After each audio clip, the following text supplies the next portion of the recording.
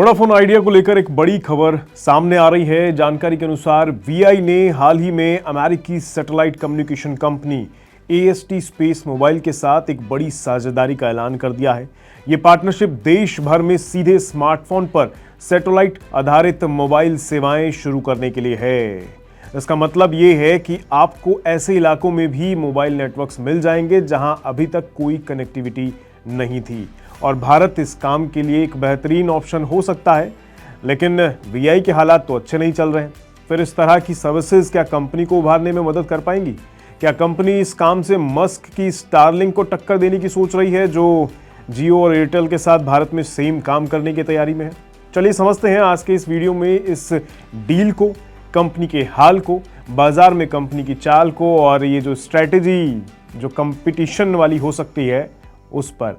तो खबर क्या है जानते हैं आज के इस वीडियो में। तो जैसा कि मैंने आपको बताया, वीआई अमेरिकी सैटेलाइट कम्युनिकेशन जो कंपनी है एएसटी स्पेस मोबाइल के साथ एक पार्टनरशिप करने जा रही है। इस पार्टनरशिप में एएसटी स्पेस मोबाइल की लो अर्थ ऑर्बिटर सैटेलाइट टेक्नोलॉजी का इस्तेमाल होगा, जिससे दूर दराज के इलाकों तक इंटरनेट की कनेक्टिविटी आसानी से पहुंच सकेगी। सबसे खास बात यह है कि इसके लिए आपको किसी स्पेशल हार्डवेयर या इक्विपमेंट की जरूरत नहीं पड़ेगी। आपका नॉर्मल 4G या 5G स्मार्टफोन ही सैटेलाइट से सीधे कनेक्ट हो पाएगा, जिससे आपको वॉइस और डेटा कनेक्टिविटी मिल पाएगी। और अगर ऐसा हो जाता है तो satellite based mobile access Bharat में कनेक्टिविटी का एक नया युग शुरू कर सकता है। जाहिर तौर पर यह काम तो स्टारलिंक भी करने की तैयारी में है, उन्हें भी अप्रूवल मिल चुका है। एएसटी स्पेस मोबाइल के लिए भी ये डील बहुत अहम है, क्योंकि भारत दुनिया के सबसे बड़े टेलीकॉम बाजारों में से एक है, और ये भारत में उनकी एंट्री का रास्ता भी साफ कर देगा। कंपटीशन जो होगा वो देखा जाएगा। हालांकि इस सर्विस को पूरी तरह से ऑपरेशनल होने में अभी थोड़ा समय ज़रूर लगेगा, क्योंकि दोनों कंपनियां यानी वीआई और सेटकॉम भारत में स्पेस मोबाइल सैटेलाइट सिस्टम के डिज़ाइन, इम्प्लीमेंटेशन और रोल आउट पर मिलकर काम करेंगी।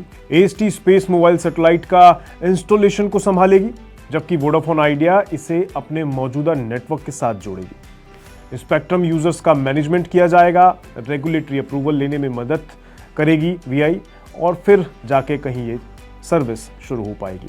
यहाँ ये भी जानना ज़रूरी है कि एएसटी स्पेस मोबाइल को वोडाफोन पीएलसी, जो कि वीआई की प्रमोटर कंपनी भी है, उसका सपोर्ट है। AT&T वर्जन और गूगल जैसे बड़े ग्लोबल टेलीकॉम प्लेयर्स का भी सपोर्ट हासिल है।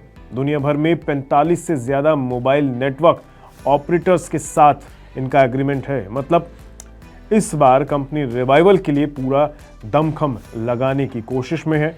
अब बात आती है कंपटीशन की, जिसका मैं जिक्र शुरू से कर रहा हूं। आपको याद होगा, रिलायंस जियो और भारतीय एयरटेल ने भी एलन मस्क की स्पेसएक्स की सैटेलाइट बेस्ड कंपनी स्टारलिंक के साथ ऐसी ही सेवाओं के लिए पार्टनरशिप की है। इन दोनों को अपनी सेवाएं शुरू करने के लिए लाइसेंस भी मिल चुका है। स्टारलिंक को भी हाल ही में डिपार्टमेंट ऑफ टेलीकम्युनिकेशन यानी डॉट से सैटेलाइट इंटरनेट सेवाएं शुरू करने के लिए लाइसेंस मिला है, और अब वे स्पेक्ट्रम एलोकेशन पर क्लैरिटी का इंतजार कर रहे हैं। डॉट अभी ट्राई की स्पेक्ट्रम प्राइसिंग और एलोकेशन पर सिफारिशों की समीक्षा कर रहा है। तो वीआई इस रेस में आने तो वाली है, लेकिन इस रेस में भी जंग जैसे हालात बन सकते हैं। कैसे ये एक दूसरे से कंपटीशन करेंगे? एक पैसे के मामले में तगड़े हालात में है, एक जो है आर्थिक तौर पर तंगी से जूझ रही है, लेकिन दोनों ही अब उस रेस में कूदने की तैयारी में है जहां से लोगों को, खासकर भारत के उन दूर दराज के इलाकों को कैटर किया जा सके जहां अभी भी हमारी कनेक्टिविटी वाली समस्या बनी हुई है। अब जंग तो शुरू होनी बाकी है, देखते हैं क्या होता है। खैर, जहां तक बात है वीआई के ताज़ा हालात की, तो आप वैसे तो वाकिफ होंगे, लेकिन पिछले कुछ समय से एक मुश्किल दौर से ये कंपनी गुजर रही है। कंपनी पर भारी कर्ज है, और कंपनी पर एजीआर का काफ़ी कुछ बड़ा बकाया है, जो कि एक चुनौती है कंपनी के लिए।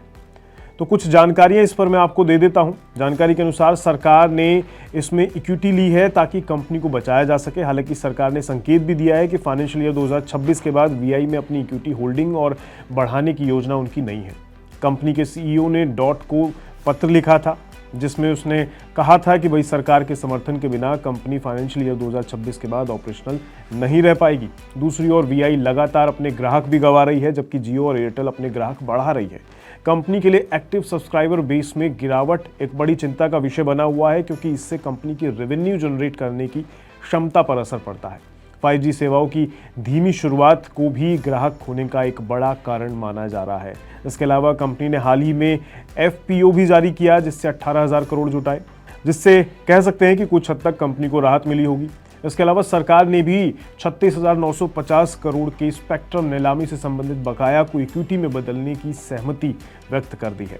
तो फिलहाल आप कह सकते हैं कि सैटेलाइट बेस सर्विसेज जैसी नई पार्टनरशिप कंपनी के लिए नए रेवेन्यू के रास्ते खोलने और अपनी पहुंच को बढ़ाने में एक बड़ा कदम साबित हो सकती है, खासकर दूर दराज के इलाकों में, क्योंकि भारत में अभी भी प्रॉपर तरीके से कनेक्टिविटी अवेलेबल नहीं है, शहरों को छोड़ दें तो।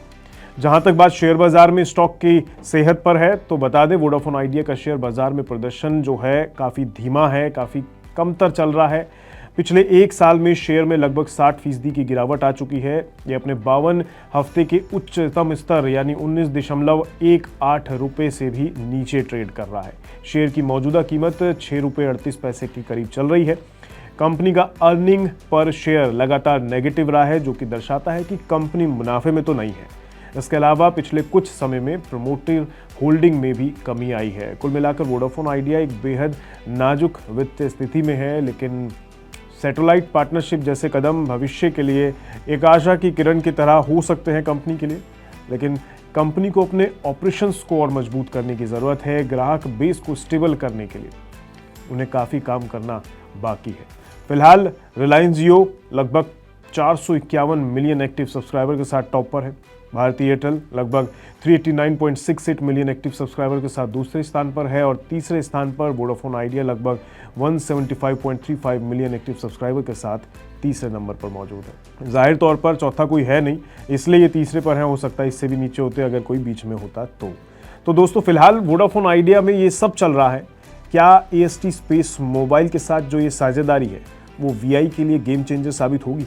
ये हमें कमेंट में आप बताइएगा, क्या लगता है आपको। आज के लिए फिलहाल इतना ही रखते हैं, मुझे दीजिए इजाजत, नमस्कार। इस सिप से तो नींद टूटती है, लेकिन केवल जागना नहीं, आगे भी तो बढ़ना है। उसके लिए चाहिए एक और सिप। हर महीने छोटी छोटी रकम की इंस्टॉलमेंट यानी सिस्टमैटिक इन्वेस्टमेंट प्लान से शुरू कीजिए निवेश। लेकिन पैसे बढ़ाने वाली कौन सी सिप आपके लिए रहेगी अच्छी? म्यूचुअल फंड सिप से जुड़े हर सवाल का जवाब मेरी सिप मेरा सवाल। सोमवार से शुक्रवार 4 बजे मिलेंगे हम सिर्फ मनी 9 पर।